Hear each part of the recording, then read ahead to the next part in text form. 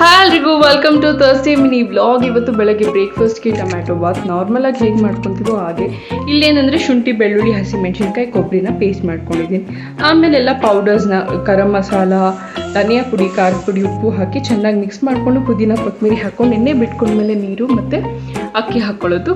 So ಈ ಥರ rice item tomato ಬಾತು, ಪಲಾವು, ಚಿತ್ರಾನ್ನ ಅಂದರೆ ಅಭಿಯವ್ರು ತುಂಬಾ ಇಷ್ಟ.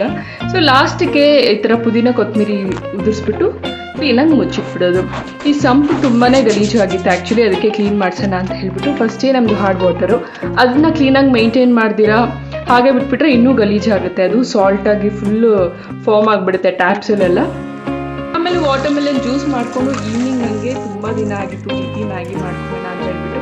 ಸೊ ಪ್ಲೇನ್ ಮಾಡ್ಕೊಳ್ಳೋದ್ರಿಂದ ಈ ಥರ ಒಗ್ಗರಣೆ ಹಾಕ್ಕೊಂಡು ಈರುಳ್ಳಿ ಮತ್ತು ಹಸಿಮೆಣಸಿನ್ಕಾಯಿ ಹಾಕ್ಕೊಂಡು ಚೆನ್ನಾಗಿರುತ್ತೆ ಆ್ಯಕ್ಚುಲಿ ಟೇಸ್ಟು. ನೀವು ಇವತ್ತಾದರೂ ಟ್ರೈ ಮಾಡಿ. ಸೊ ಇದಾಗಿತ್ತು ಈ ದಿನದ ಬ್ಲಾಗ್. ಬಾಯ್ ಬಾಯ್.